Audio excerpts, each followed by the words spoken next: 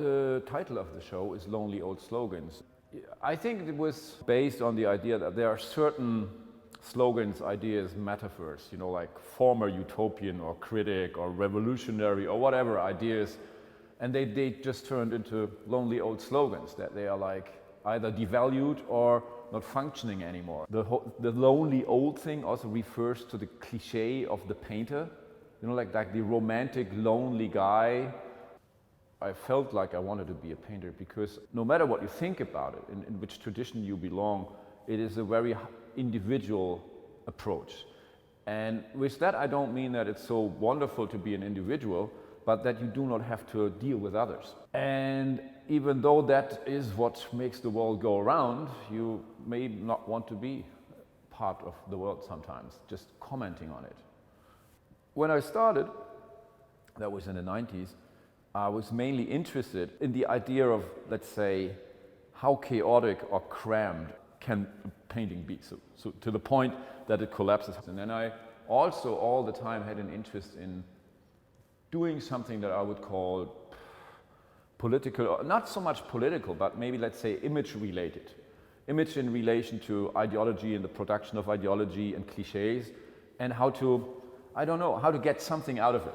You know, like when you look at this painting, and in those days I was very interested in late 19th century French painting. I think it's very intimate, very sensitive, very kind of nearly psychedelic, but also analytical in the way how they are informed by photography.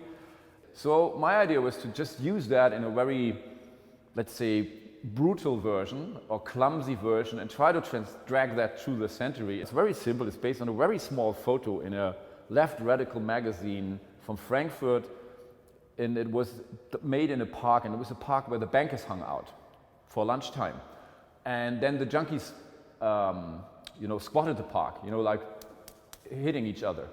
And then the police started raids, so the bankers would have their nice park back. But what I was interested in, because it was a very small image, that it also had like kind of a weird sexual contact.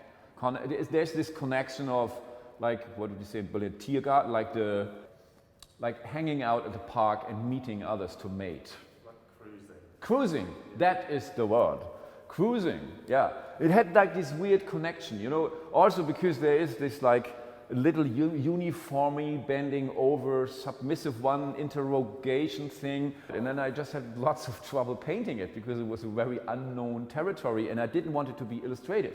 The thing is, I wanted the painting to work as a painting, you know, and I cannot really explain the difference between, I mean I could, but that's too short now, between the, let's say, the information layer and the way it is done, and then how these two merge and produce something new, like the aesthetic Mehrwert, which is the aesthetic surplus in English, I think.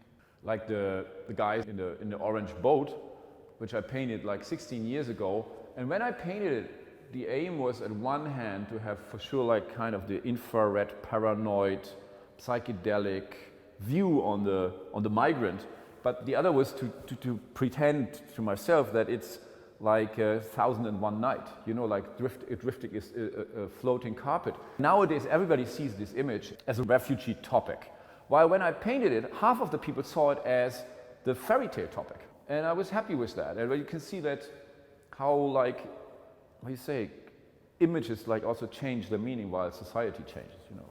So I trust, you have to trust the viewer. The viewers are, they are the proof or the evidence if something works or not.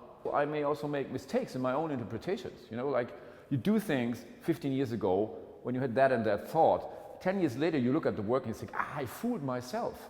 I fooled myself. It was never about that topic. I just used that as like kind of in a Freudian slip way, and behind it is something else, something that has more to do with me. So it's also like a learning process, right? What you do also like teaches you something about why you did it, maybe. So like, you know, also. Yeah. Thank you.